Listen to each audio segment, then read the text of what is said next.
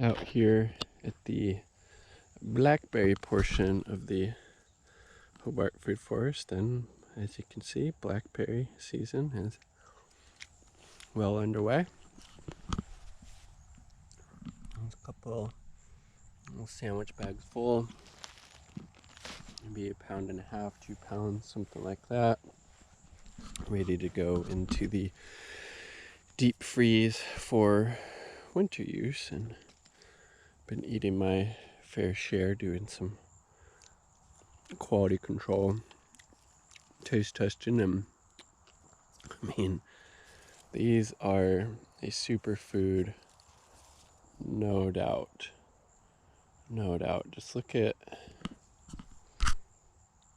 the color. Oh, black. Freaking gold. Again, superfoods are going to be the foods that you grew or were grown very close to where you live. Using organic methods. And the cool thing about these blackberries require no maintenance, no water, no compost, nothing, and they're going to give you delicious fruit year after year. It can get a little invasive, be a little obnoxious, but always keep the clippers handy.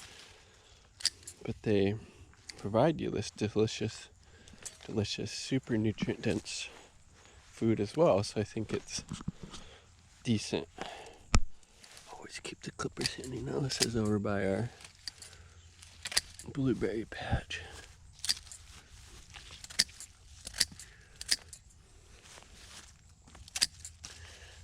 You little devil. Oh, okay. Let's see if we got any blueberry action. And we do. How are they?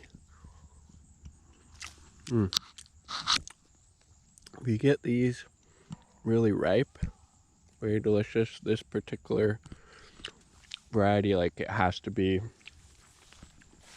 absolutely ready to pick, or it's not the sweetest. But once you get to that point,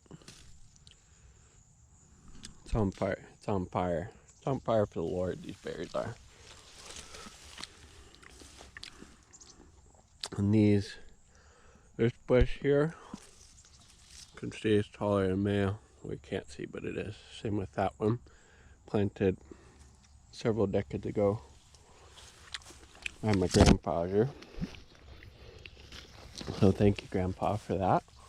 And these are some me and my friend planted a few years back, and they're starting to get established and kind of already reached the end of their fruiting for the most part. There's one. This variety is a Duke, I believe. Really good as well, and they don't have to be completely ripe to get that good flavor out of them, which is, pretty nice. Pretty nice deal. Get out of there, digger bush. Let's see, is there any over here to pick? There's a couple. And the birds definitely like the blueberries more on the blackberries. Birds, for the most part, leave the blackberries alone, and some years the birds get pretty much all of these guys.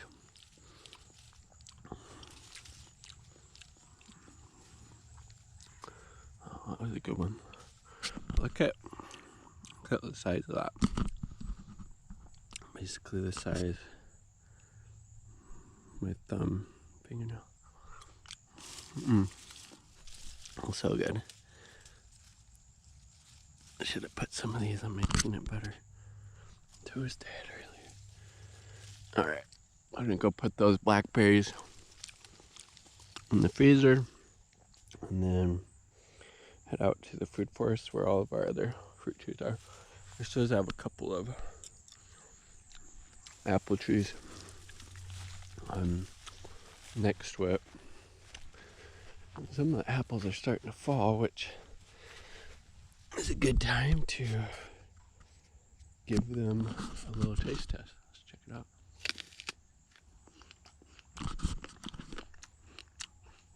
I think this is a Gravenstein, maybe. Not bad, but not fully ripe. Another probably week or two and it'll be ready. Okay, we're now in the greenhouse. This is where garlic was planted. These are cucumbers. That's tomatoes over there. This is a Corinto cucumber. Oh my god.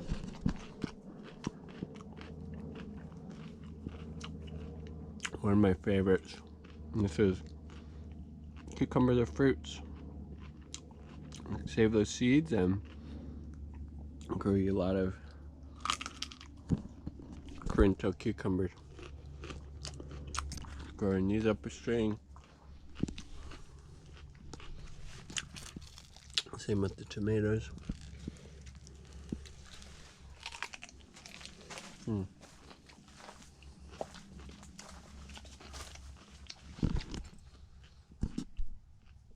We've got 3 different varieties here. I think these are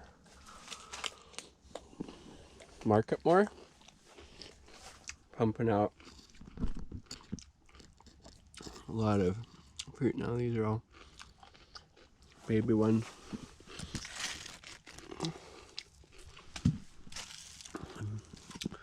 Should be a decent year for cucumbers in here.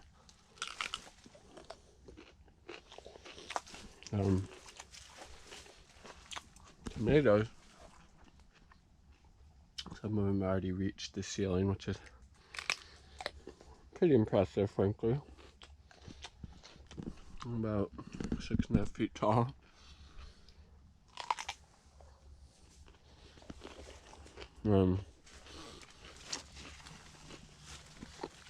Tomatoes are finally starting to come on. Oh, beautiful.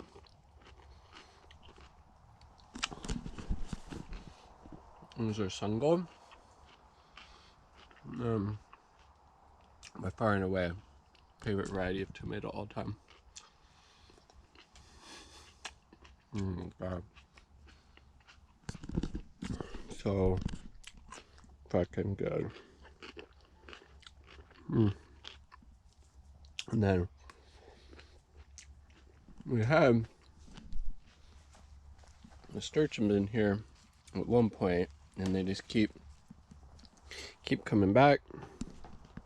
And these flowers are in fact edible. Just make sure there's no bugs in them unless you want to eat bugs, which I don't. Got a nice little spice to it. They look really pretty. Oh, this is the greenhouse. Gonna do a little bit of work tying these up and then hopefully go plant some carrots. Seed some carrots. God damn this thing being upside down. What's wrong with this? So we got our little mini pitchfork here, and so this would be considered a no-till method, but obviously it's still digging. Unless you can disturb the soil. Oh, fuck me. Fuck me. Hate when this happens. I'm sorry. I'm sorry. Right through their hearts. Right through their little potato hearts. That was the seed one, so that one didn't matter, but that one did. Oh, no, that one is maybe. No, that one is already rotten. We're gonna say it. So we're just, carrots in particular, they like pretty loose soil. So for certain things you won't necessarily need to do this, but carrots are a little bit more particular crop. So you want them, to be able to Now that's a junker to be able to, tap down into that soil to produce some nice carrots for us in 70, 90 days time. Ooh, is this another one? Oh, that's a good looking one. Look what we got. I'll add this to our potato pile. Nice. And then these two beds here are potatoes that we seeded this year. Looking good.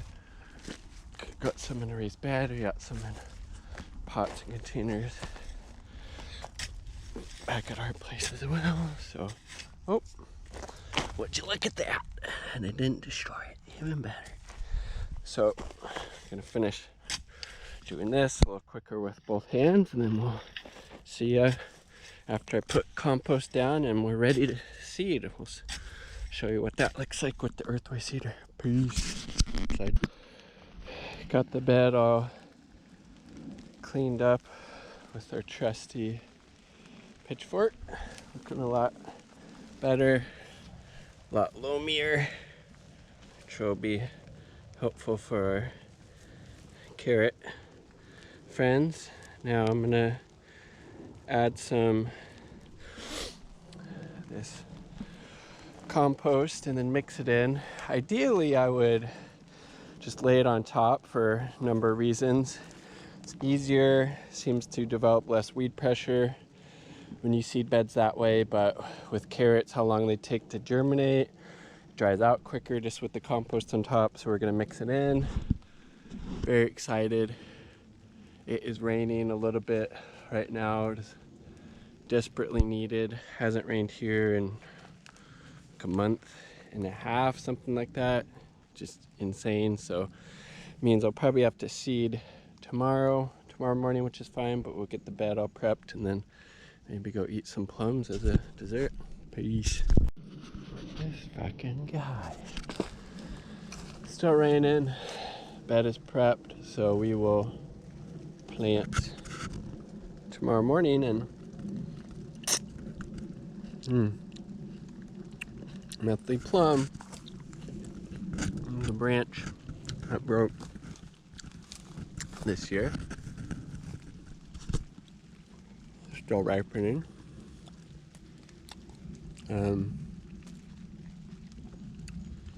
This thing was absolutely loaded with fruit, and I've been, looks like bird shit, so we're gonna toss that one. Eating my fill of these each day for several days now. Put this in our potato container.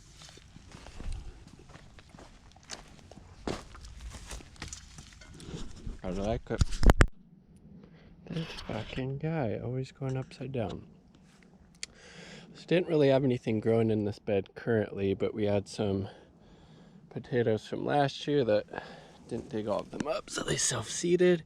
Even though this bed has been covered for quite a while, we got nice little couple mules of Yukon Gold potatoes. If I could only grow one annual crop, it probably would be potatoes. So we got some compost to mix in.